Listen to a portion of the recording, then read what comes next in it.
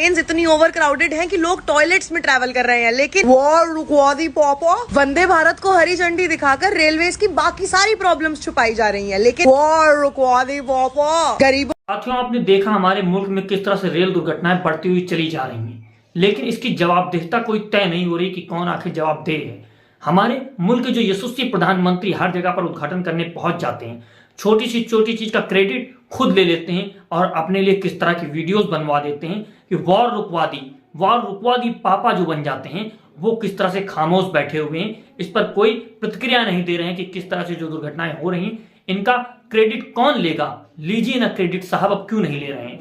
और ये जो वॉर रुकवा दी पापा वाली वीडियो आई थी, उसके बाद जिस तरह से वायरल हुई, उस पर जो कटाक्ष किए जा रहे हैं, ये आप देखिए। जो सुधीर चौधरी ने वीडियो शेयर किया और लिखते हुए ट्विटर पे बोला है कि आखिर ये वॉर रुकवाने वाले हमारे यहाँ दुर्घटनाएं कैसे नहीं रुकवा पा रहे हैं। इस वीडियो को आप देखिए, फिर इस पर हम बात करते हैं।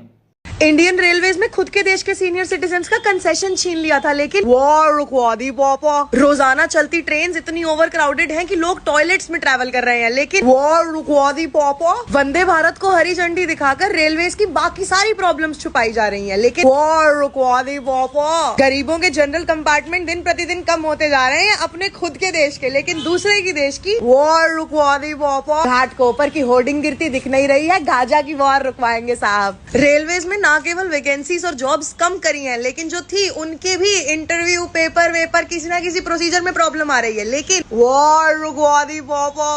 भारत की रेल पटरियों पे उसकी कैपेबिलिटी से ज्यादा ट्रेन चल रही हैं, डिरेलमेंट्स हो रहे हैं, हादसे हो रहे हैं, लेकिन वॉर रुकवा दी पापा। 20 मार्च 2020 जब देश भर में लॉकडाउन लगा, तब रेलवे मिनिस्ट्री ने सीनियर सिटीजन्स का कंसेशन विड्रॉ कर लिया था। 2 जून 2023 बालासोर रेल हादसा याद है? लाशों पे डालने के लिए कफन का कपड़ा नहीं था। तुम लोग अपनी वंदे भारत, जिसपे मुश्किल से 1% देश की जनता ट्रैवल करती है, वंदे भारत के अंदर बाकी सारा रेलवे का कलेश छुपा रखा है इन लोगों ने। अरे मतलब गाजा की वॉर रुकवा दी, गाजा की वॉर रुकवा दी। अपना खुद का देश राम भरोसे चल रहा है, क्वाइट लिटरली खुद का देश राम भरोसे चल रहा है, दूसरे देश की वॉर रुकवा दी पापा। इतनी तो वॉर ही नहीं हो रही दुनिया में जितनी गोदी मीडिया के पालतू ने मोगली जी से रुकवा दी है।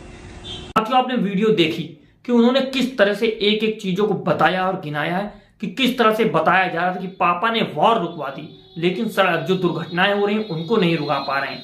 कैसे उसमें बताया जा रहा था कि पापा सब कुछ कर रहे हैं जो उनके पापा बनने की कोशिश कर रहे थे, किस तरह से वो देश में सारी चीजें बढ़ाते हुए चले जा रहे हैं, कैसे सरकारी जो नौकरियां हैं रेलवे में उनको समाप्त करते हुए चले जा रहे हैं, कैसे प्राइवेट करते चले जा रहे हैं। और उन्होंने ये भी बात की कि वंदे भारत जो ट्रेन, उसमें 1% से ज्यादा लोग ट्रेवल नहीं करते, लेकिन उसका डंका पीटा जाता है। बुलेट ट्रेन का डंका पीटा जाता है, उसकी बात कही जाती थी, वो भी अब बात नहीं की जा रही है।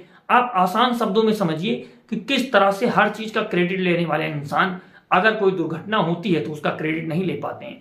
ये हमारा वही मुल्क है जब एक रेल दुर्घटना हुई तो उसके मंत्री ने इस्तीफा दे दिया था, खुद कहते हुए कि ये मेरा उत्तरदायित्व है, मैं इसके लिए उत्तरदायित्व लेता हूं और मैं मंत्री हूं इसलिए मैं इस्तीफा दे रहा हूं। ये उनका देश है, ये गांधी का देश है, ये जवाहरलाल नेहरू का देश है, ये भगत सिंह का देश है, चंद्रशेखर आजाद का देश है, जो अपनी चीजों को देखते थे। अगर कोई गलती होती थी तो उसका क्रेडिट खुद लेते थे, अपनी जिम्मेदारी को समझते थे।